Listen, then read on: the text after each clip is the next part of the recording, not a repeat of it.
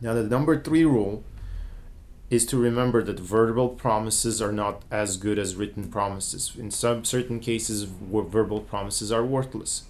Therefore, if you are expecting certain add-ons, you're expecting extra options to be added, certain things to be done to the vehicle. If you want that to be done for your protection, for your safety, make sure that those promises are in writing. Generally, those promises are listed out on the due bill. It's a special form. It's a couple inches long. It's not a full page. Make sure that the promise is written out, typed out, or handwritten, however the dealership does that form. Make sure they sign it, you sign it, you get a copy of that form as well. And thereafter, you'll have the right to enforce that form. Although my recommendation is, if there's work to be done, I recommend you have the work done before you pick up the vehicle, before you sign the final purchase contract. It's just better that way. You will avoid the hassle of having to go back and enforce that contract. Rule number 4 is to document any verbal communications. By that I mean, you look up online ads, you find the vehicle you like, you call the finance guy or the sales guy, you have a brief conversation with him, he tells you how great this vehicle is, you visit the dealership the following evening, you check out the car, he tells you more about the vehicle, about the options, and he tells you that this vehicle was never involved in an accident. It was owned by an elderly lady who put very low miles on the vehicle, and she routinely came to this dealership for service. This is just a hypothetical scenario. Well, that evening when you go back home, send him an email.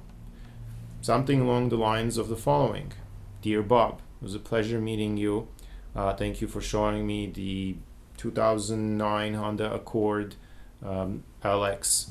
I really like this car. In particular, I like the fact that it was owned by one individual, it was maintained at your dealership, and never involved in an accident. I'd like to come by again tomorrow with my father or my brother, or whoever you're going to go with, to do a second test drive and then proceed forward with the purchase if we reach an agreement. What have you done by sending that email? You've put in writing the verbal representations, so that if a week later or months later or years later, when you discover that that vehicle was not owned by one individual, when you discover that that vehicle was actually involved in an accident, perhaps not even just one accident, perhaps in 2 or 3 accidents, perhaps that vehicle has frame damage.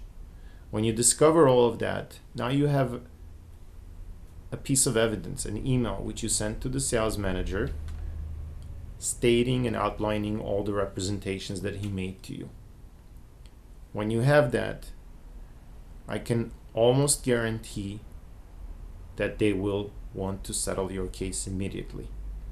A case like that will take me, generally speaking, of course, will take me less than a week to resolve, and you will get a very favorable outcome. And rule number 5 to avoid being defrauded by a dealership when leasing or purchasing a vehicle is to keep your documents in a safe place. Now, I've had multiple clients who have purchased vehicles and they've kept their documents, their purchase documents, in their glove box. That is the most unsafe location to keep your documents. You drive your vehicle daily, you park it at various locations. It's very likely that the vehicle could get broken into and the thieves could steal the documents. Now, that's not so much of a concern as is the following scenario. You purchase a vehicle, you drive it for a few weeks, and then it breaks down. You call the dealership and you complain, and they tell you that the problem, whatever the issue is it's not of their concern, and that you should pay for these repairs. You get into an argument with them. Ultimately, you take the vehicle to the dealership, and you leave it there for a week, and you continue to argue with them about having them repair the vehicle. Well, if your purchase documents are in the glove box, it's very easy for the dealerships to take them out, either one, shred the documents completely and tell you to forget about your down payment. It's possible. If they haven't processed the entire paperwork with the DMV, they can do this. And it has happened to my clients. Or number 2, which is more likely to happen, they could take out your documents and add a line or two stating as follows: Client has been advised that this vehicle was previously involved in an accident, had frame damage, and currently has multiple mechanical defects and nonconformities. Client acknowledges and agrees that should the vehicle break down anytime, client is the one responsible for all such repairs. When they add these lines to your paperwork, and if you have no copies of these documents, you'll have no legal recourse. Therefore, it's very important to keep copies of your purchase documents in a safe location.